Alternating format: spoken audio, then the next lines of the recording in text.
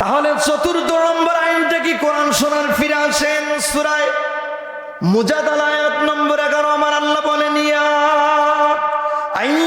আইয়ুহাল্লাযীনা আমানু ইযা কিলা লাকুম তাফাসসাহু ফিল মাজানিসি ফাফসাহু। আল্লাহু আকবার। ইয়া আইয়ুহাল্লাযীনা আমানু, ওহে ঈমানদারগণ, ওহে যারা ঈমানের দাবি রাখো, ভালো করে শুনে রেখো। ইজা মানে যখন, কিলা মানে বলা হয়, লাকুম মানে তোমাদেরকে, যখন তোমাদেরকে বলা হয়, তাফাসসাহু তোমরা প্রশস্ত করে দাও, এগিয়ে বসো। কোথায়? ফিল মাজালিসে, মজলিসে, সেমিনার, সিম্পোজিয়ামে, কোরআনের মাহফিলে আল্লাহ ফাফসাহু দিয়েছেন। এ ভাইরা, কোরআন শোনার জন্য একটু গুছিয়ে পরিপাটি হয়ে বসতে হবে। আইনটা জোরে বলেন তো কার? দেখি তো আমার আল্লাহর কোরআন শোনার চতুর্থ নম্বর আইনটা আমি এখানে থ্রো করলাম। কারা কারা মানতে চান একটু এগিয়ে আসবেন। কেউ উঠবেন না, পিছন কেটে পড়বেন না। আল্লাহকে বলে, আল্লাহ তোমার ফেরেশতাদের দ্বারা ভিডিও করে রাখো, দেখো তো কোরআন শোনার চতুর্থ নম্বর আইনটা কারা এখানে মাথা পেতে মেনে নেয়। সামনের দিকে একটু ওই অবস্থায় এগিয়ে বসে, সময় 15 সেকেন্ড। আমার ভাইরা একটু গুছিয়ে বসতে হবে। মা বন্দির বলবো, মাগো আপনারাও এগিয়ে গুছিয়ে পরিপাটি হয়ে বসবেন। বাইরে যারা আছেন একটু নিজ দায়িত্বে এসে ভিতরে ঢুকে বসবেন। কেউ বাইরে টি স্টলে, চায়ের দোকানে, রাস্তাঘাটে থাকবেন না। আমি এখন তাফসীর শুরু করব। এ ভাইরা একটু গুছিয়ে পরিপাটি হয়ে বলবেন, নড়ে চড়ে বলবেন। মনে রাখবেন আমার আল্লাহ ওয়াদা দিয়েছেন, অন্যত্র জান্নাতের জায়গার বরাদ্দ দিয়ে দিবে। সুবহানাল্লাহ বলেন। ও দুনিয়ার বাদশারা দেখো চিন্তা করে, সাগরের ওই নীল তিমিটার খাদ্য কাহার ঘরে, সে যে বাদশার বাদশা, সে যে রব্বুল আলামিন, তাহার নামে করু জীবন বিনীল। সারি সারি পিপিলিকা থাকে গর্ত খুঁড়ে, এটা তোর খাদ্য দিল রাখছে গুদাম ভরে। সে যে বাদশার বাদশা, সে যে রব্বুল আলামিন, তাহার নামে করু জীবন বিনীল। কার আদেশে সকাল বেলা উঠছে সোনা রবি, তারি সারা ঘুরছে দেখো রাহা গুনে সবই। কে পাঠালো মোদের তরে, কে পাঠালো মোদের তরে, মোদের বিশ্ব নবী। কি দিয়ে যে করব পূরণ তাহার চিরঋণ। সে যে বাদশার বাদশা, সে যে রব্বুল আলামিন, তাহার নামে করু জীবন বিনীল। আর আল্লাহু আকবার। কিসের আশে ঘুরছো তুমি এই দুনিয়ার পাশে? আগামীকাল বাঁচবে কিনা গ্যারান্টি কি আছে? যারা বলেন আছে। কিসের আশায় ঘুরছো তুমি এই দুনিয়ার পাশে?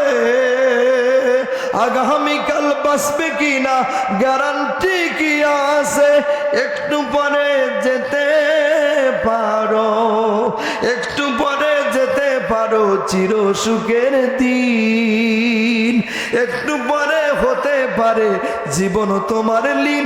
সে যে বাদশার বাদশা, সে যে রব্বুল আলামিন, তাহার নামে করু জীবন বিনীল।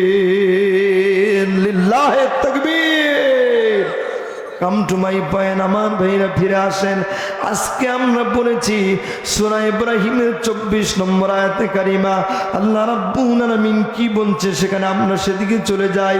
আল্লাহ পাক বলছেন, আলাম তারা কাইফা দারাবাল্লাহু মাসালান কালিমাতান তাইয়্যিবাতান কাশাজারাতিন তাইয়্যিবাতিন আসলুহা সাবিতু ওয়া ফারউহা ফিস সামা। আল্লাহু আকবার। আলাম তারা কাইফা দারাবাল্লাহু মাসালান, নবী হে আপনি কি লক্ষ্য করে দেখছেন নাকি অগনবীজি যে কালিমা পন্থীরা যারা ছিল, তাওহীদ পন্থীরা যারা ছিল, তাদের অবস্থান, তাওহীদের বিরোধী যারা ছিল তাদের কি অবস্থা হয়েছিল অগনবীজি আপনি কি লক্ষ্য করে দেখছেন নাকি? তাদের কি দৃষ্টান্ত বর্ণনা করেছে। এটা ইন্ট্রোগেটিভ সেন্টেন্স। লাম তারা, নবীজি আপনি কি লক্ষ্য করে দেখেন নাই? কাইফা কিরূপ দরাবাল্লাহু মাসালান, আল্লাহ পাক কিরূপ দৃষ্টান্ত বর্ণনা করেছেন। এ ভাইরা, সামনের দিকে আল্লাহ বলছেন কালিমাতান তয়্যিবাতান, কালিমাই তয়্যিবাটা হলো একটা পবিত্র বাক্য। ওই রকম শাজারাতিন তয়্যিবাতিন, এটা হলো একটা পবিত্র জাতের গাছ। জোরে জোরে কোন সুবহানাল্লাহ। এরপরে বলছেন আসলুহা সাবিতু, এই গাছের গোড়াটা হলো জমিনের শেষ সীমানায় পতিত। ওয়া ফারউহা ফিস সামা, এর ডালপালাগুলো আসমান পর্যন্ত পরিবৃত। এ ভাইরা, এই আয়াতটার আমার ভাইরা প্রেক্ষাপট আপনাদের বোঝাতে চাই এভাবে। আল্লামা নাসিরউদ্দিন বাইজাবি রহমতুল্লাহ আলাইহি তিনি একখানা তাফসিরের গ্রন্থ লিখেছেন। সেই গ্রন্থটির নাম হলো তাফসিরে বাইজাবি। ওই তাফসিরে বাইজাবিতে আল্লাহ নবীর মহান সাহাবী হযরতে আবু বকর সিদ্দিক রাদিয়াল্লাহু তাআলা আনহু থেকে একখানা হাদিস নকল করা হয়েছে। আল্লাহ নবীর মহান সাহাবী নবীজিকে প্রশ্ন করে জানতে চান, ইয়া রাসূলুল্লাহ, ইয়া হাবিবাল্লাহ, ওগো আল্লাহর হাবিব, আপনি এর আগে বলেছিলেন লা ইলাহা ইল্লাল্লাহ, এরপরে খণ্ড খণ্ড বাক্যে লা ইলাহা ইল্লাল্লাহ মুহাম্মাদুর রাসূলুল্লাহ আরশের মূল পায়ায় লেখা, অথবা বলেছেন জান্নাতের ভিতরে লা ইলাহা ইল্লাল্লাহ মুহাম্মাদুর রাসূলুল্লাহ লেখা, এরকম ব্যাখ্যা দিয়েছেন নবীজি। কিন্তু কালিমায়ে তয়্যিবাটা হলো পবিত্র বাক্য, এটা বুঝলাম। এটা পবিত্র জাতের গাছ, এটা গাছের গোড়াটা জমিনের শেষ সীমানায় পতিত, এর ডালপালাগুলো আসমান পর্যন্ত পরিবৃদ্ধ। নবীজি এটা বুঝতে পারি নাই, আপনার কাছে একটু ব্যাখ্যা জানতে চাই। এর আগে তো এরকম কোন কোরআনের আয়াত নাজিল হয় নাই। আগো নবীজি একটু ব্যাখ্যা করে বোঝাবেন।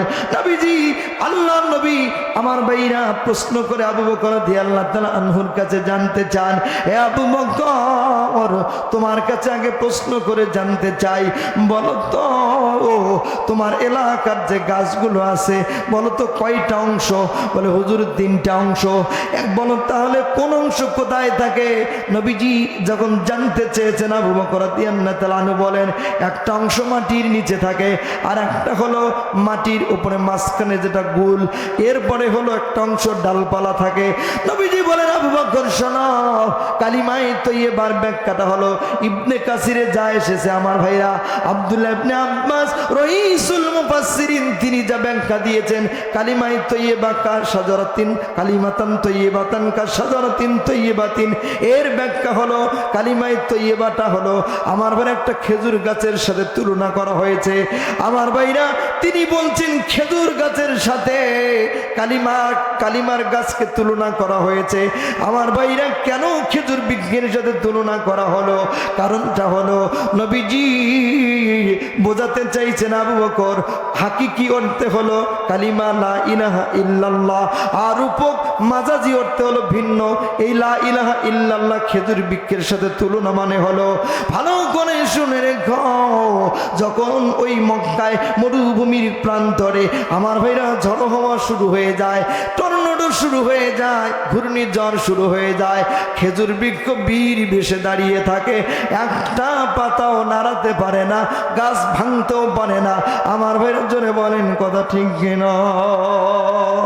নবীজি বোঝাতে চাইলেন আবু বকর কালিমায়ে তয়্যিবা এটা যে পবিত্র জাতের গাছ, এই গাছটা এমন শক্তিশালী মজবুত, যেমন ওই খেজুর গাছ মজবুত পোক্ত পাকা পোক্ত, ঠিক ইসলামের কালিমার লা ইলাহা ইল্লাল্লাহ মুহাম্মাদুর রাসূলুল্লাহ এই বটবৃক্ষটাও হলো খেজুর বৃক্ষের মতো।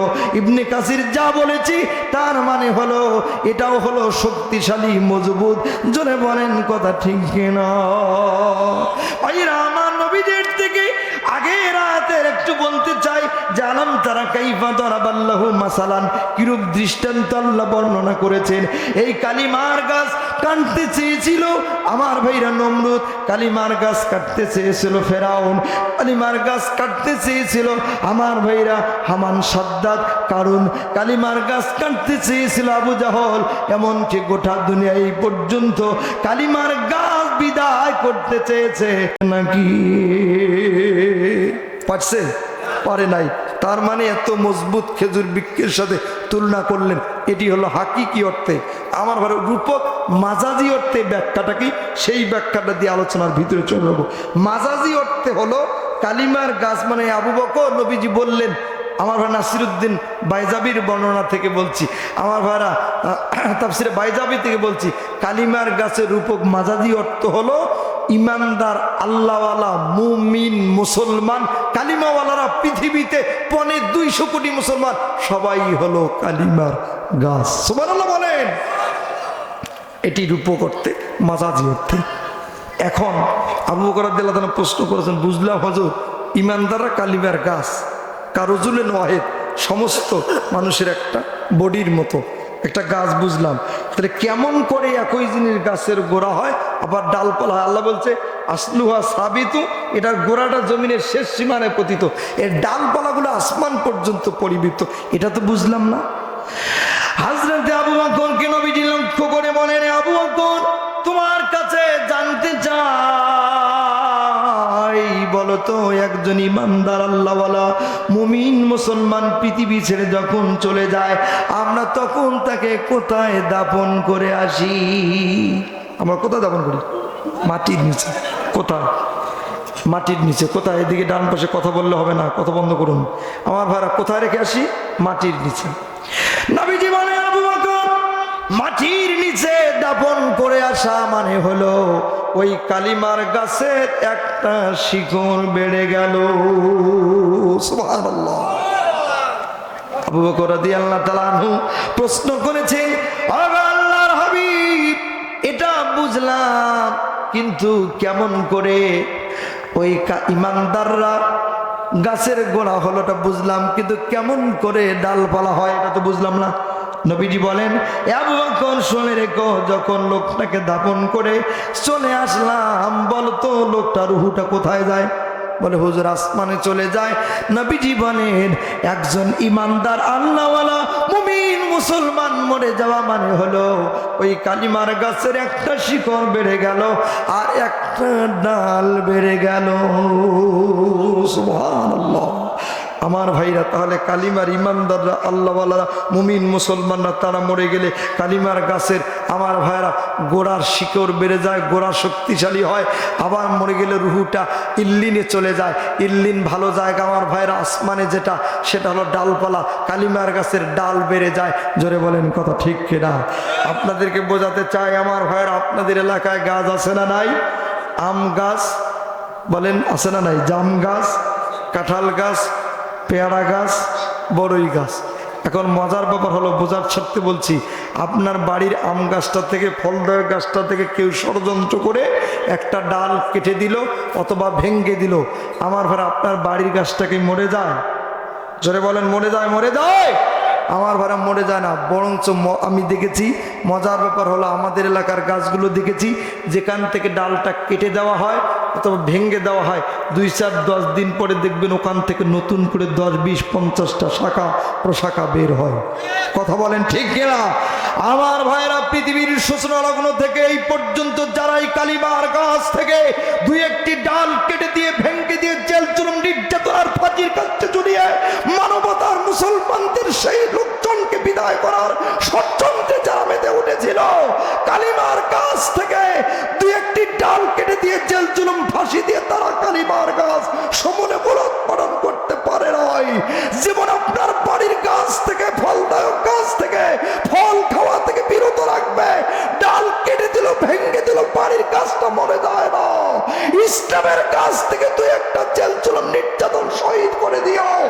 ইসলামের কাজ কখনো মেরে ফেলা যায় না, শক্তিশালী হয়, মজবুত হয়, পাকা পক্ত হয়। জোরে বলেন কথা ঠিক কিনা? আল্লাহ বলেছেন অমাকারু ওয়ামাকারাল্লাহ আল্লাহু খায়রুল মাকিরিন। শ্রেষ্ঠ কৌশলী কে? জোরে বলে। 5 তারিখে যা হয়েছে, গত 5 তারিখে, সেই কথাটা কি কোরআনে আছে? নাই? আছে। সূরা ইব্রাহিম ভালো করে শুনবেন, আয়াত নম্বর 42। আমার আল্লাহ বলেন ওয়ালা তাহসাবান্নাল্লাহা গাফিলান আম্মা ইয়ামালুজ জালিমুন।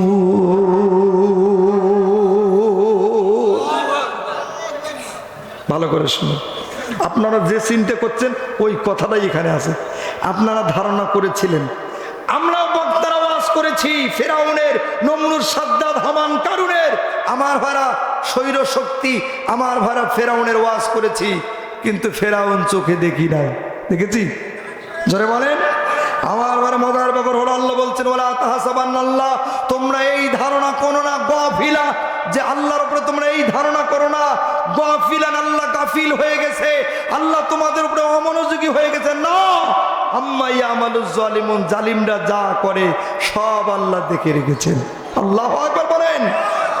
ওই কথাটা যেটা আগে বললাম, এই পরের আয়াত খেয়াল করুন, পরের আয়াত খেয়াল করুন। ইন্নামা, কেবলমাত্র, শুধুমাত্র, ইউআখিরুহুম, তাদেরকে ছেড়ে দিয়েছি, লিয়াউমিন, ওই দিনের জন্য। কোন দিন? লিয়াউমিন, এই শব্দটা সেখানে আছে। আয়াত আমার বারে খেয়াল করুন, লিয়াউমিন, ওই দিনের জন্য। ওই দিন মানে আধুনিক ব্যাখ্যা হলো সেই আমাদের জন্য গত 5ই আগস্ট। ওই দিন কেন? তাশখাসু ফীহিল আবসার, যেদিন তাদের চোখ ম্লান হয়ে যাবে, কোনো কথা বলতে পারবে না। পেরেছে? খেয়াল করুন ভাইরা আমার, এখানে কি শেষ না? কি কথা আল্লাহ পাক সব তুলে ধরেছেন তাদের ব্যাপারে। সূরা সাফফাত আয়াত নম্বর 22 এবং 23। কত? 22 এবং 23। কথা বুঝতেছেন কি আপনারা? উহশুরুল্লাযীনা যালামু ওয়াসওয়াজাহুম ওয়া মা কানু ইয়াবুদুনা মিন দুনিল্লাহি ফাহদুহুম ইলা সিরাতিল জাহিম। আল্লাহু আকবার। উহশুরু জামাত সিগা, হাসিন র মানে হাসর করো, মানে একত্রিত করো। তাফসীর পড়ে দেখবেন হলো আমার ভাইরা শিকল পরাও। হ্যাঁ ফেরেশতারা, আল্লাহ বলবেন উহশুরু, তোমরা জমা করো, একত্রিত করো, শিকল পরাও, বেড়ি পরাও। কাদেরকে? আল্লাযীনা যালামু, যারা জুলুম করেছে। এরপরে কি ওয়াজওয়াজাহুম, যারা জাউজুনের জমা আজওয়াজ, আমার ভাইরা স্ত্রী পুত্র, ডানে বামে উপরে নিচে, 1 দল 2 দল 14 দল বিরোধী দল। এটার ভালো বাংলা করলে তাফসিরে তাই লেখা আছে, আজওয়াজ মানে হচ্ছে দোসর। আজওয়াজ মানে কি? দোসর, ভালো বাংলা। ওয়াজওয়াজাহুম, তাদের দোসর, আজওয়াজ দোসর, হুম তাদের, তাদের দোসরদেরকে একত্র করো, জালিমদের, তাদের দোসরদের। ওয়া মা কানু ইয়াবুদুনা মিন দুনিল্লাহ, আল্লাহকে বাদ দিয়ে তারা যাদের দাসত্ব করত। এখানে অনেক ব্যাখ্যা, এই কিসিমের লোক আমার ভাইরা, শিক্ষানীতি থেকে শুরু করে এমন কোন দিক সেক্টর নাই, প্রতিটি বিষয় এর ভিতরে পড়েছে যারা কাজ করেছে আমার ভাইরা, এদেরকেও। এরপরে কি আসেন, তারপরে শব্দ, এই 3 কিসিমের এই লোকদের জন্য আল্লাহ কি বলেছেন পরের আয়াত, ফাহাদুহুম। ফাহাদু, এটা হচ্ছে দালের পর একটা ওয়াও আছে, এটাও জমাত শেখা। ফাদু, এটা আমরা শেখায় ফেরেশতারা তোমরা পিটাও। হুম মানে তাদের পিটাও, তার মানে রিমান্ড দাও। এরপরে কোথায় দিবেন? ইলা সিরাতিল জাহিম, তাদেরকে জাহিম নামক জাহান্নামে নিক্ষেপ করো। কথা আমার না আল্লাহর? যারা বলেন। এখন বলবো এখান থেকে শিক্ষা কি? ব্যক্তিগত, পারিবারিক, সামাজিক, রাজনৈতিক সেক্টর পরিমণ্ডলে যে বা যারা যেই হন যেখানেই হলো জুলুম করবেন, জুলুমের সহযোগিতা করবেন, আমার এই কিসমের সংস্কৃতি ফিলিংস টেন্ডেন্সি জাগ্রত করবেন, তারাই হলো এই আইনের আওতায় পড়বেন। এতে কোনো সন্দেহ, বুঝেন কিছু? এটার ভালোভাবে এই আয়াতটা বুঝাইতে হলে, ওই শব্দটা বুঝাইতে হলে, আমি বাবার সাথে দেখেছি 34 মাসে আমার মুরব্বিয়ানে কেরাম যারা ইটা ভাঙতেন, একটা কুশি নিয়ে, ওটাকে কি বলে, একবার এদি আর একবার কি এদি দিলে এক করে কি সব ইটা ভেঙ্গে চুরমার হইতো কি না, হয়তো কি না? আমার কথা বুঝতেছেন কি? ভালো করেছেন, তাফসির পড়ে দেখবেন তাই আছে। আয়াত বল 27-22 আমার ভাইরা, তা বাবার সাথে মইয়ে উঠেছি, এক বস্তা মাটি দিছে, বাবা চলছে, তারপরও ইটা ভাঙে না, ভাঙে। কিন্তু যদি কুশি দিয়ে পিটান তাহলে কি একদম সব একবারে কি শেষ। আল্লাহ বলবে ফেরেশতারা দেখো তো এরা কারা, কবরে আসলো কারা? আল্লাহ বলবে আল্লাহ এরা তো তারা, এরা তো দুনিয়ায় জুলুম করেছে যারা। বলবে জাহান্নামের কুশিটা নিয়ে খাড়া খাড়া, সবগুলারে কোমরে একেবারে হাড্ডি হুড্ডি পিঠা ফাহাদু হোম সাইজ করে দে, কবরে শোয়া দে, বালিশ ছাড়া। আল্লাহু আকবার বলেন। পিটাইবি পিটাইবি পিটাইবি। শোনেন ভালো করে শুনুন, জুলুম কখনো আল্লাহ বরদাস্ত করে না। কথা বলেন ঠিক? কামটুমাই পায়েন আমার ভাইরা, আমরা শুরু করেছিলাম ওই যে কালিমার গাছ, এই গাছটা কাটতে চেয়েছিল নমরুদ। কথা বলেন ঠিক কিনা? এ ভাইরা, হযরতে ইব্রাহিম আলাইহিস সালামকে বললেন, ওগো ইব্রাহিম তোমার আল্লাহকে আমি গুলি করে মারবো। ইব্রাহিম আলাইহিস সালাম বললেন, ইট ইজ ইম্পসিবল, আমার আল্লাহকে গুলি করে মারা যায় না। আমার ভাইরা বলল না আমি গুলি করে মারবো।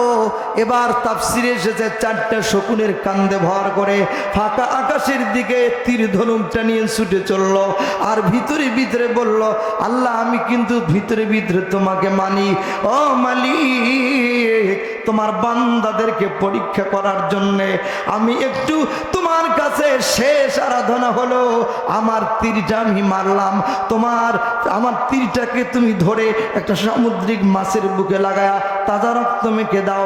আল্লাহ বললেন, ওগো Jibril, this is my order, so follow. জলদি করে চলে যা, গিয়ে নমরুদের মারা তীরটাকে ধর, আর সামুদ্রিক একটা মাছের বুকে লাগায়া তাজা রক্ত মেখে দিয়া নমরুদকে ছেড়ে দে। আমার ভাইরা, হুকুম আল্লাহর হলে জিবরিল করবে না, বসে থাকবে। বাস মারা শেষ, কাজ সেরে তুলে দিয়েছে। এবার নমরুদ খুব খুশি, আল্লাহকে তো মারি ফেলাইছে।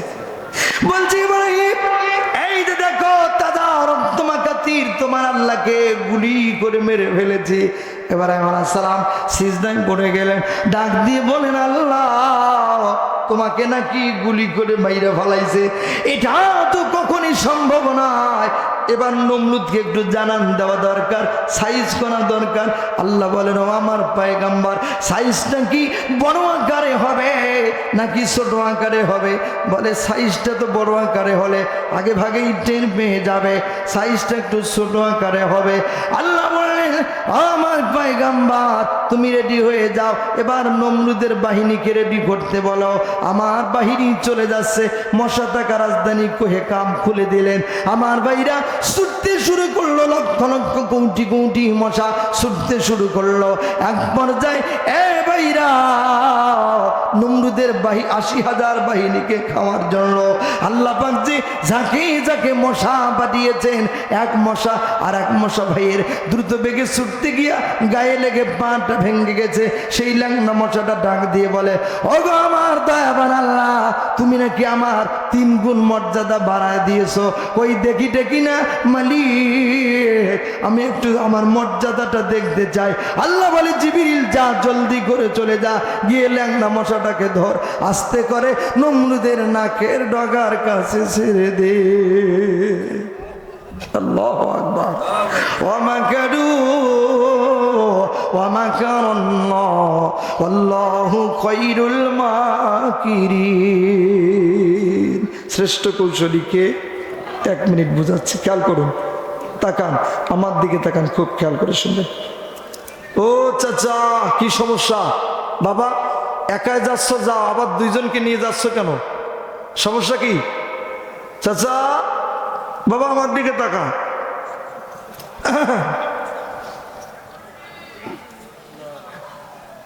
সেরে আসবেন, সেরে আসবেন, জি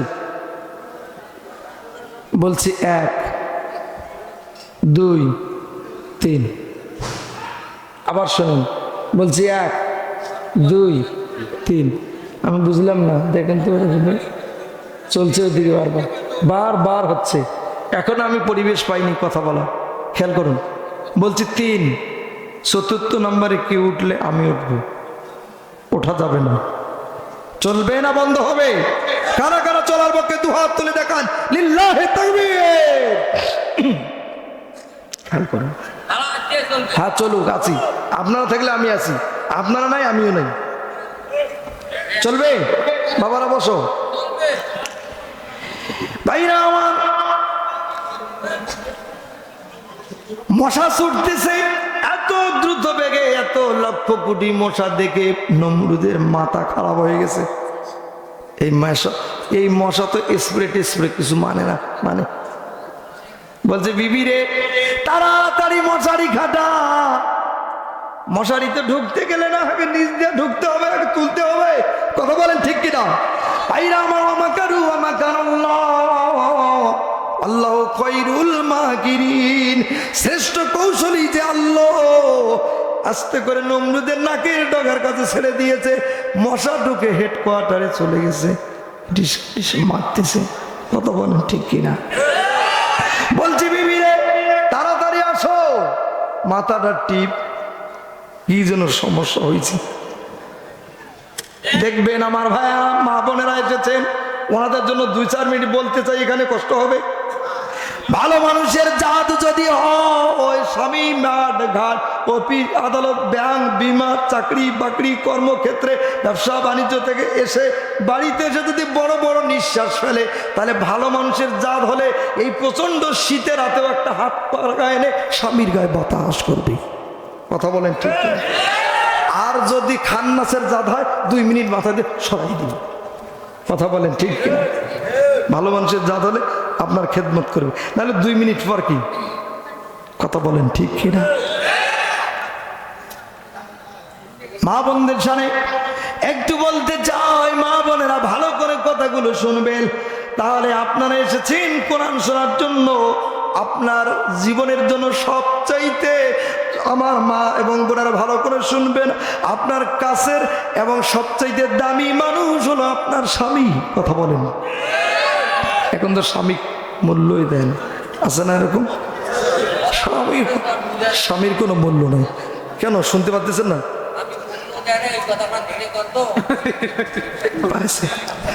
পাচ্ছে পাচ্ছে পাচ্ছে, খেয়াল করুন না, বন্ধ করবে, ওনারা করবে, এখন সব ঠিক হয়ে যাবে, আল্লাহ কবুল করুন, আমিন বলেন। স্বামীর মূল্য নাই তাদের কাছে, মনে রাখবেন মাগো, স্বামী যখন তিরমিজি থেকে আপনাদের হাদিস শোনাচ্ছি, 4টা কাজ মাদের করতে হবে। বাইরে থেকে যখন স্বামী আসে, তখন স্বামীর জন্য নিজেকে গুছিয়ে রাখতে হবে, এটাই হলো সুন্নাত, কথা বলেন ঠিক কিনা? আমার ভাইরা মা বোনেরা সেটা করবে, কিন্তু করে না। যুবকেরা ভালো করে শোনো, তোদের ব্যাপারেও কথা বলি, তোমরা তো মা বাবাকে মূল্য দাও না, কথা বলেন ঠিক কিনা? এ ভাইরা, মায়ের পিঠির ভিতরে আমরা এসেছি, মা কত দুঃখ যন্ত্রণা সহ্য করে, কষ্টের পর কষ্ট সহ্য করে আমাদের জন্ম দিয়েছে, জোরে বলেন কথা ঠিক না বেঠে?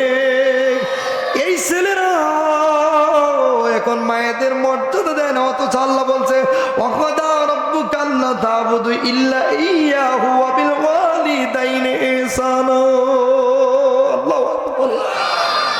আল্লাহর বিধানের হুকুম জারি হয়ে গেছে, ফরমান হয়ে গেছে, ওয়াকাদা রাব্বুকা আল্লা তা'বুদু ইল্লা ইয়্যাহু, আল্লাহ ছাড়া অন্য কারো দাসত্ব করা যাবে না। আল্লাহর ইবাদতের পরেই হলো ওয়া বিল ওয়ালিদাইনি ইহসানা, পিতামাতার সাথে ভালো আচরণ করতে হবে, কথা বলেন ঠিক কিনা?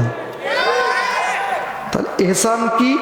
এহসান হচ্ছে আপনার বাবা আপনার মা বছরে যদি 3টে অথবা 4টা, ধরেন 4টা শাড়ি লাগে, 4টা লুঙ্গি লাগে, সন্তানের দায়িত্ব হলো পিতামাতাকে সেটা দেবে, এটা তার অধিকার।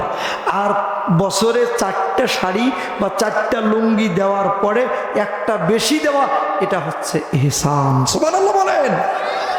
তাহলে আল্লাহ কিন্তু অধিকারের কথা বলেননি, আল্লাহ কি বলছে? অবিল ওয়ালিদাইনি ইহসানা, পিতামাতার সাথে ইহসান করতে হবে। কথা বলেন ঠিক কিনা? অধিকার তো আপনার উপরে ফরজ, অধিকার তো দিতেই হবে। অধিকার পিতামাতার আদায় করে দেওয়ার পরে আরো কিছু, মাসে যদি আপনার পিতামাতার হাত খরচ 2000 লাগে, 3000 লাগে আমার ভাইরা সাপোজ, তাহলে 3000 দেওয়ার পরে আরো 100, 200, 500 টাকা দিয়ে দেওয়া, এটা হলো ইহসান। 3000 দেওয়া হলো আপনার জন্য ফরজ, আর 3000-এর পরে যত দিবেন 10, 20, 50, 100, 200, 500, এটা হলো ইহসান। সবার ক্ষেত্রে ইহসান করার দরকার। জোরে বলেন আছে না নাই? সেই জন্য আমাদের বলতে চাই, যুবকেরা ভালো করে শোন, মা বোনেরা, এখন তো নিজের মেয়েটাকে অনেক শাশুড়ি আছে ভালো করে দেখে, কিন্তু পুত্র বধূ দেখে ভালো করে দেখে না। কথা বলেন ঠিক কিনা? ভালো খাবার খেতে দেয় না। এরকম অনেক শাশুড়ি আছে ভালো রান্না করে রেখে দিয়েছে, পুত্রবধূকে দেয় না। আমার ভাইরা, মায়ের পিঠির ভিতরে বাচ্চা আসলে ওই সময় কিন্তু মাকে ভালো খাবার খেতে মনে চায়, হয়তো বা কোনো কারণে মা শাশুড়ির চোখ ফাঁকি দিয়ে ভালো 2 টুকরা মাংস খেয়ে, গোস্ত খেয়ে ফেলেছে। এ ভাইরা, ওই মুহূর্তে সন্তানটা মায়ের পিঠির ভিতরে 20 সপ্তাহ মানে 4.5 মাস বয়স হয়ে গেছে, কান কিন্তু পেয়ে গেছে। আবার অথবা হতে পারে ওই সময় সন্তানটা 7 মাস 7.5 মাস বয়স হয়ে গেছে, তখন কিন্তু চোখ পেয়ে গেছে। মা যদি কোনো চুরি করে, সন্তান চোখ দিয়ে সেটা দেখতে পায়। সব মা যা করে, চোখ খুললেই, চোখ পালেই, চোখ ফুটলেই মা যা করবে সন্তান দেখতে পাবে। তাহলে আমার ভাইরা, চুরি করে খেয়েছে, এখন যদি ওই ছেলে এই পৃথিবীতে আসে, সে মেম্বার হয়, চেয়ারম্যান হয়, এমপি হয়, মন্ত্রী হয়, মিনিস্টার হয়, সে কলমের খোঁচায় লক্ষ কোটি টাকা চুরি করে জনগণের মেরে দিয়ে বেগম পাড়ার কানাডায় বাড়ি বানায়। কথা বলেন, বুঝতে হয়। রাস্তা দিয়ে যাচ্ছেন আর বলতেছে, এই থোড়ের বাচ্চা, এই থোড়ের বাচ্চা। কথা বলেন ঠিক রে বেটা? এই কথা মায়ের পিঠির ভিতরে শিখে এসেছে। ওই যে মা বলেছে, শহরের বাচ্চা আর কুত্তার বাচ্চা। আমার ভাইয়েরা, এখন তো বাচ্চা ফাস্ট, অনেক ফাস্ট। জোরে বলেন কথা ঠিক কিনা? মা বোনদের পায়ে হাত দিয়ে বলবো, মাগো, সত্যিকার অর্থে যদি আপনি আপনার সন্তানটাকে ভালো বানাতে চান, তাহলে সন্তান যেদিন পেটের ভিতরে এসেছে ওই দিন থেকে আপনার ফ্যাক্টরিটা যেমন ভালো হওয়া লাগবে, আপনি যেমন ভালো হবেন, ঠিক তেমনি ভালো হওয়ার জন্য যত ধরনের ক্রাইটেরিয়া আছে, ইসলাম যা সত্য সদা সত্য বলার জন্য শিখিয়েছে, আপনাকেও পালন করা লাগবে। আর সন্তান আসলে তা করবার জন্য আপনাকে প্রস্তুতি নেওয়াতে হবে। জোরে বলেন কথা ঠিক কিনা? কিন্তু আমরা তা না করে কি করছি? বাচ্চা যদি অমিতাভ বচ্চন না আসেনি, গালে তা 5টা আঙ্গুল বসায় দিয়েছে। কথা বলেন ঠিক কিনা? আমার ভাইয়েরা, মা বোনদের সামনে বলছি, মাগো, মা সন্তান পরিচয় করাবে, সন্তানকে প্রথম যখন বাক্য বলবে তখন আল্লাহর নাম শেখাবে। কার নাম? জোরে বলেন কার নাম? এই যে মাদ্রাসা দেখতে পাচ্ছেন, এই মাদ্রাসায় নিচের ক্লাসে পড়ানো হয় পৃথিবী। আমার ভাইয়েরা, মাদ্রাসার ছোট ক্লাসের বইয়ে এই কবিতা পড়ানো হয়। মা, খোকা মা প্রশ্ন করতে ছোটবেলায় মাকে, আচ্ছা মাগো বলো দেখি, রাত্রি কেন কালো, সূর্যি মামা কোথা হতে পেল এত আলো, দুধ কেন মা এমন সাদা, মরিচ কেন জাল, আমগুলো সব পাকলে পরে কেমনে বা হয় লাল, পশু পাখি কয় না কথা, মানুষ কেন কয়, বলো বলো এসব মাগো কেমন করে হয়। আল্লাহু আকবার বলেন। মা এবার সন্তানের এই খোকার প্রশ্নের জবাব দিচ্ছেন। মা হেসে কয় সোনার খোকন, ওয়ালাইকুম আসসালাম, মা হেসে কয় সোনার খোকন, আছেন রহমান, এসব কিছু তিনি করেন, তিনি মেহেরবান। সুবহানাল্লাহ বলেন। সালাম দিতে এসেছো? মাশাআল্লাহ। এই বাচ্চাদের শেখাতে হবে ছোটবেলা থেকে আল্লাহ বিল্লাহ, কথা বলেন ঠিক আছে? এনজিওদের বইতে একটা গল্প এর আগে শেখানো হয়েছিল। পৃথিবী সৃষ্টি হয়েছে ফাঙ্কু দেবতা থেকে, হঠাৎ মরে গেল, 1000 বছর বয়স পেল। এই ফাঙ্কু দেবতার 2 চোখ দিয়ে, 1 চোখ দিয়ে চন্দ্র আর 1 চোখ দিয়ে সূর্য সৃষ্টি হলো।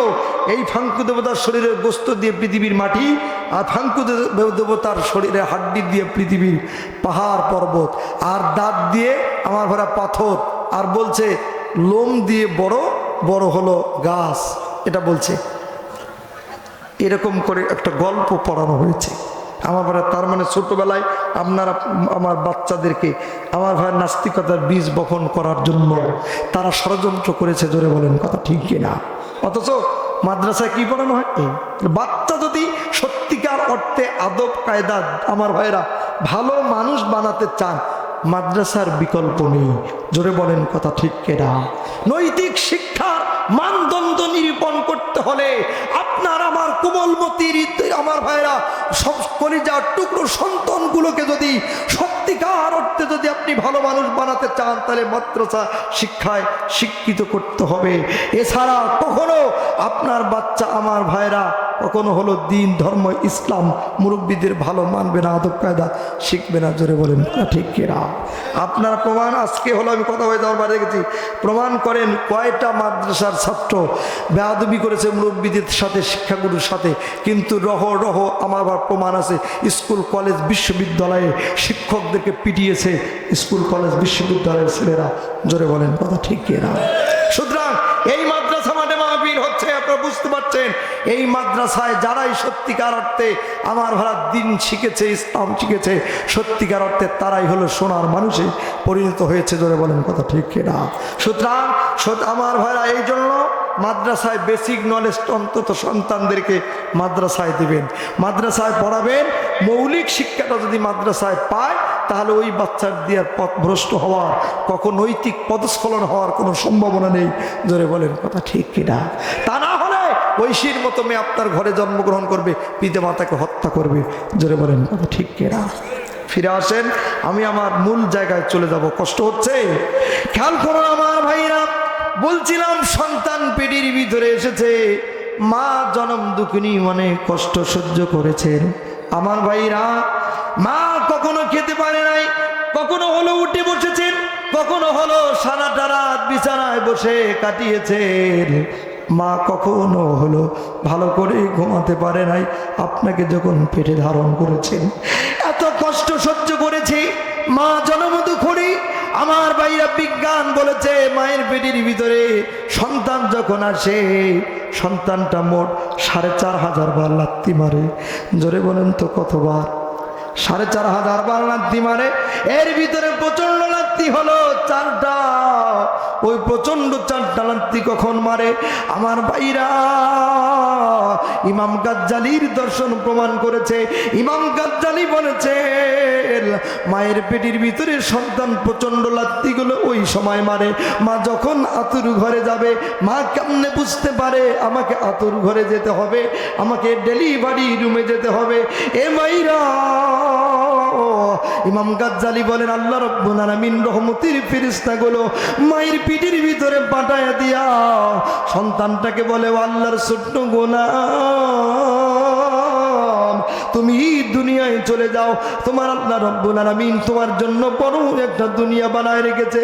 এ ভাইরা, আল্লাহর ছোট্ট গোলাম বলে, আমার মায়ের পেটের থেকে বড় কোন দুনিয়া আছে বলে আমার জানা নয়, আমি যেতে চাই না, আমাকে জোর করে বের করে দিও না। 2 গ্রুপে ধস্তাধস্তি হয় আমার ভাইয়েরা। ইমাম গাজ্জালি বলেন, মায়ের পেটের ভিতরে তখন বেদনা হয়, মা জনম দুঃখিনী গর্ভধারিণী বুঝতে পারে আমাকে ডেলিভারি রুমে যেতে হবে। এবার শ্বশুরের কাছে বিদায় নেয়, শাশুড়ের কাছে বিদায় নেয়, বান্ধবীরে ফোন দিয়ে বলে, বান্ধবী আমাকে বিদায় দাও। এ ভাইরা, চাবির থোড়াটা হাতে নিয়ে স্বামীর সামনে গিয়ে বলে, ও প্রাণের প্রিয়তম স্বামী গো, এই যে চাবির তোলাটা তুমি নিয়ে নাও, আমি বুঝি পারবো না, আমি তো ডেলিভারি রুমে যাচ্ছি, আমার পেটে বড় প্রচন্ড বেদনা। ভাইরা আমার, মা জনম দুকুনি চলতে থাকে। আমার ভাইরা মাকে এবার নিয়ে যায়। এখন তো দুইভাবে বাচ্চা হয়, সিজার অথবা নর্মাল ডেলিভারিতে। নর্মাল ডেলিভারির 2 মিনিটে একটা চিত্র তুলে ধরতে চাই, দেখি তো তার চোখে পানি আসে। আমার ভাইরা, গর্ভধারিণী জনম দুঃখিনী মা যখন আতুর ঘরে গেছে, শিক্ষিত শিক্ষিত দায়ীরা কেউ বা হাতে ধরে, কেউ বা কাঁধে ধরে। আমার ভাইরা, ওই সময় বিজ্ঞান বলে ওই প্রচন্ড 4টা লাত্তির সে প্রথম লাত্তিটা মারে, মা সহ্য করতে না পেরে আমার ভাইরা এবার ডাক দিয়ে বলে, ভাবি রে আমাকে ছেড়ে দাও, আমি একটু উঠে দাঁড়াবো। ভাবি ছেড়ে দেয় না। আমার ভাইরা ধৈর্যের সবক দেয়, বোনকে বলে বল আমাকে একটু ছেড়ে দাও, উঠে দাঁড়াবো, আমাকে একটু ছেড়ে দাও, উঠে দাঁড়াবো। বোন ছেড়ে দেয় না, ধৈর্যের সবক দেয়। সন্তান কিন্তু আর একটা লাথি মারে। এ ভাইরা, সন্তান যখন দ্বিতীয় তৃতীয় লাথি মারে, তখন জনম দুকুনি গর্ভধারিণী মা আমার ভাইরা বেদনা সহ্য করতে না পেরে চাচিরে ডাক দিয়ে বললাম, চাচি গো আমাকে একটু ছেড়ে দাও, আমি উঠে দাঁড়াবো। কেউ ছেড়ে দেয় না। ওই সময় তখন জনম দুকুনি গর্ভধারিণী মা ডাক দিয়ে বলে নিজের মাকে, মা গো ওই গেছে রে বা, একটু এই দিকে আসো না, এরা বুঝি আমাকে মাইরা ফেলবে রে বা। ও মা, আমাকে একটু সাহায্য করো না। পাইরা আমার ওই সময় নিজের মা টাটির বেড়ার পাশে অথবা ওয়ালের পাশে দাঁড়িয়ে এবার মা এবার নিজের মেয়েকে ডাক দিয়ে বলে, বেটি রে একটু ধৈর্য ধর, একটু ধৈর্য ধর সন্তান। আমার বাইরে শেষলে যে পড়ে যায়। ওই সময় 2 মিনিট হলো শিক্ষিত দায়ীরা কাঁদে। এক বোনকে প্রশ্ন করা হয়েছিল, বোন কেন তোমরা কাঁদো? কাঁদার পিছনে কারণ কি একটু জানতে চাই। বলে, ছোট ভাইয়া এইটা তুমি বুঝবা না। আমি বলি, বোন কেন বুঝবো না? আমার ভাইরা বলে, তোমরা যখন মসজিদে দাও তোমাদেরকে বোঝাই টেপের পানি ওযুর জন্য ছেড়ে দাও, ধর ধর করে পড়ে। আমার ভাইরা শিক্ষিত দায়ীরা বলে, নবীজির হাদিস সাক্ষী, মা একটা সন্তান জন্ম দিতে গিয়া জিহাদের ময়দানের মতো রক্তাক্ত হয়ে যায়। এ ভাইরা, ওই বোন বলেছিল ওই সময় মায়ের শরীর থেকে এমন রক্ত পড়ে, এমন জোরে ব্লিডিং হয়। বিজ্ঞান বলেছে 3.5 পাউন্ড রক্ত মায়ের শরীর থেকে পড়ে। ওরা বলে আমরা এই দৃশ্য দেখে কেউ নিজেকে কন্ট্রোল করতে পারি না। এই রক্ত বুঝে আর কোনো দিন বন্ধ হবে না। সন্তান ওই সময় ভাসতে ভাসতে দুনিয়ায় আসে। বিজ্ঞান বলে সন্তান একটা উম্মুন আওয়াজ দিল। আমরা ইথারের মাধ্যমে ধরে নিলাম এই শব্দটা মায়ের কর্ণকুহুরীর ভিতরে দিয়া কলিজায় সেট হয়ে গেল। শেষ লাত্তিটা সন্তান যখন মেরেছে, মায়ের কলিজাটা দ্বিখণ্ডিত হয়ে গেছে। এ ভাইরা, যে সন্তানের আওয়াজটা মায়ের কর্ণকুহুরীর ভিতরে দিয়া আমার ভাইরা ভিতরে চলে যায়, ফাটা কলিজাটা আল্লাহ রাব্বুল আলামিন অটো জাম লাগায়া দেয়, একসাথে করে দেয়। ওই মাটা দুনিয়ায় বেঁচে থাকে। আর যার কলিজাটা আমার ভাইরা একসাথে লাগে না, ওই মা দুনিয়া ছেড়ে আতুর ঘুরে বিদায় হয়ে যায়। আল্লাহু আকবার। এ যুবকেরা, তোমাদেরকে বলবো, এই পৃথিবীতে একটা জায়গায় কষ্ট দেওয়া যায় না, সেইটা হলো তোমার মাকে আসো।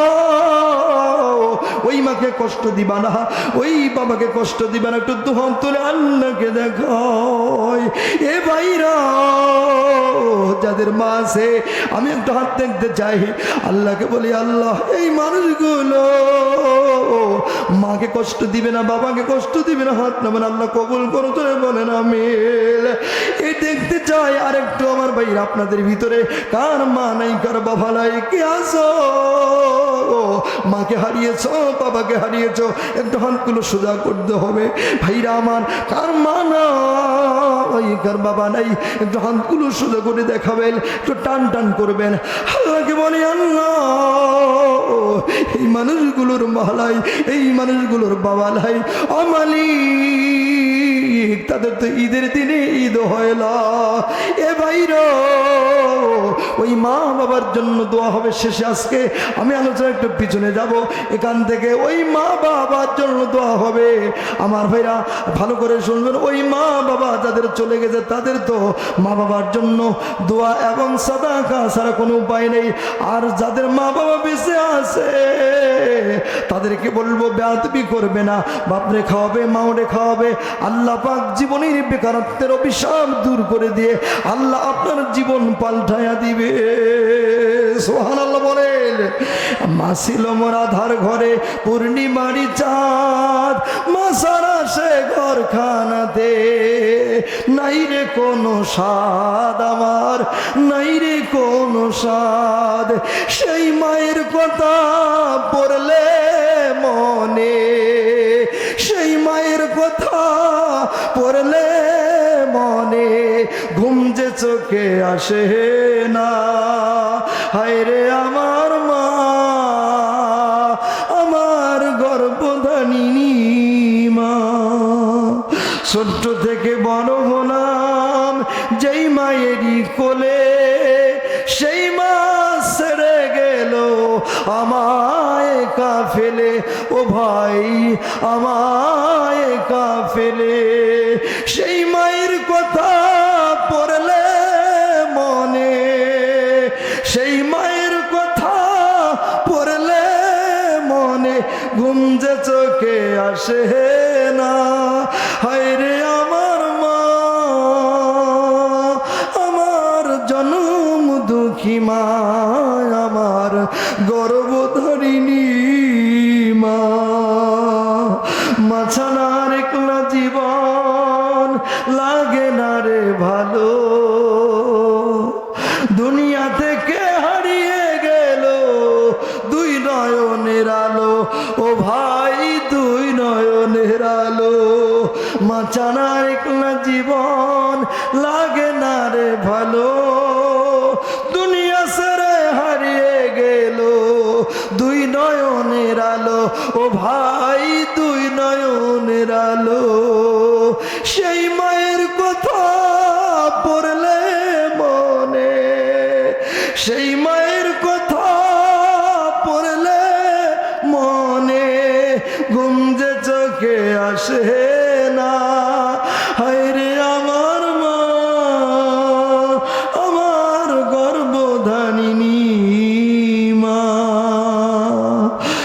ছোট্ট থেকে বড় হলাম যেই মায়েরই কোলে, সেই মা ছেড়ে গেল আমায় কা ফেলে। সেই মায়ের কথা পড়লে মনে, সেই মায়ের কথা পড়লে মনে ঘুম যে চোখে আসে না। হায় রে আমার মা, আমার জনম দুঃখী মা। লিল্লাহি তাকবীর। আমার মন বলছে মাহফিল আল্লাহর দরবারে কবুল হয়েছেন, আমিন বলেন। ওই মা বাবাকে কষ্ট দিব না, কারা দু হাত ধরে একটু ওয়াদা করতে হবে। কারা কারা রাজি আছি? আমার ভাইয়ের মা বাবার অবস্থা এখানে শেষ, আমি পরে আল্লাহ কবুল করো, আমিন বলেন, জোরে বলেন আমিন। কাম টু মাই পয়েন্ট। আমার ভাইরা ফিরে আসেন, এদিকে এসেছিলাম। নমরুদ বলছে বিবি মাথায় টেপো। কথা বলেন ঠিক কিনা? মনে আছে না নাই? আছে ভাইরা আমার। বলছে বিবি মাথায় সমস্যা হয়েছে, ট্রিটমেন্ট দিতে হবে। জ্যোতির্বিদদেরকে ডাক দেওয়া হলো। আমার ভাইরা সবাই এসে এবার তারা হলো চিকিৎসা দিল। এই পৃথিবীর কোনো ঔষধ বাকি নাই, সব ট্যাবলেট শেষ। ওটার নাম হলো জুতামাইসিন। প্লিজ আমার দিকে তাকান। জুতামাইসিন কি? দরবারের সব জুতাগুলো নিয়ে আসা হলো, মাথায় মারা হলো, কাজ হয় না। দারোয়ান দাররক্ষীরা সিকিউরিটি গার্ড বডিগার্ডটা মারে, কাজ হয় না। কথা বলেন ঠিক কিনে? বলছে তোদের কি বেতন ভাতা কম হয়েছে নাকি আমার ভাইরা? কিন্তু কোনো কাজ হলো না, মাথার সমস্যা বাড়ে। বিবি ট্রিটমেন্ট মনে হয় ভুল হয়েছে। বলছে না, দেখি তো চিকিৎসা বিজ্ঞানীদেরকে ডাক দেওয়া হলো। ভাইরা আমার, তারা দেখলো না সবই ঠিক আছে, কিন্তু শক্ত জুতা দিয়ে না মেরে নরম জুতা দিয়ে মেরেছে। বুঝাচ্ছিলাম আমাকারু আমাকারাল্লাহ আল্লাহু খায়রুল মাকিরিন, শ্রেষ্ঠ কৌশলী। জোরে বলেন কি? আরো জোরে বলেন কি? আমার ভাইরা, আল্লাহ রাব্বুল আলামিন জানেন যে ওর মাথায় জুতা দিয়ে মারতে হবে, সেজন্য শোক দরবারের দামি জুতা দিয়ে মারলে হবে না। গরিব মানুষের ওই যে আম গাছ, জাম গাছ, কাঁঠাল গাছের লেভেল পজিশন নিয়ে একটা টাকুনি বসায় দিত মুরব্বীরা, ওটাকে খরম বলতো। আমরা কি বল বলছে বাদশা নরম জুতা দিয়ে মারলে হবে না, খরম দিয়ে মারতে হবে। যেই শক্ত জুতে দিয়ে মেরেছে, মাথা ফেটে গেছে। ল্যাংড়া মশা দৌড়াচ্ছে আর বলছে তোর মাথা ফাটে ফাটুক, আল্লাহ আমারে নিরাপদে বাঁচায়া দিয়েছে। সুবহানাল্লাহ বলে। ইন্নাহুম ইয়াকিদুনা কাইদা ওয়া কিদু কাইদা ফামাহিলিল কাফিরিনা আমহিলহুম রুয়াইদা। আল্লাহু আকবার বলেন। আল্লাহ সুযোগ দেন, ছাড় দেন না। কথা বলেন ঠিক কিনা? আমার ঘরে এই আয়াতটা আমি এভাবে বোঝাতে চাই আপনাদেরকে। আপনার ঘরের কোনায় একটা মাকড়সা সারাটা দিন ধরে অক্লান্ত পরিশ্রম করে একটা জাল বুনালো। সেই জালটা ছিন্ন করতে আপনার হাতের শাহাদাত আঙ্গুলি দিয়ে টান দেবেন, সময় লাগবে 0.1 মাইক্রোসেকেন্ড। আমার ভাইরা, যারাই পৃথিবীতে মুসলমানদের রক্তে হোলি খেলেছে, মানবতাকে ধ্বংস করবার জন্যে ইসলাম আর মুসলমানদের নিয়ে হলো ষড়যন্ত্র করেছে, আমার ভাইরা মুসলমান বিদায়ের ষড়যন্ত্রে মেতে উঠেছিল। নেপথ্যে থেকে শিয়ালের ভূমিকায় যারা আমার ভাইরা নেপথ্যে থেকে জাল বনিয়েছে, সেই জাল ছিন্ন, আপনার ঘরের মাকড়সার জাল ছিন্ন করতে 0.1 মাইক্রোসেকেন্ডের প্রয়োজন হয়। আমার আল্লাহর কাছে কাফির মুশরিকদের পাঠানো সেই জাল ছিন্ন করতে, মুসলিম নিধনের সেই জাল ছিন্ন করতে 0.1 মাইক্রোসেকেন্ডের প্রয়োজন হয় না। 0.0 মাইক্রোসেকেন্ডে সব জাল ছিন্ন ভিন্ন হয়ে যায়। যেন বলেন কথা ঠিক কিনা? হয়েছে। কথা বলেন ঠিক না ঠিক? হুজুর, আপনার আলোচনার শেষে সবাই একটু নামাজের মতো কাতারবন্দি হয়ে বসবে। ওইলে আমি করবো সব। মাথা চাপ খিচুড়ি দিতে হবে, তারপরও দিব ওনাদেরকে। আমি আমার কাছে সে ভালো বুদ্ধি আছে, তারপরও জি ইনশাল্লাহ মাথা আছে আমার। আপনারা রেডি করে ফেলুন, রেডি করে বললে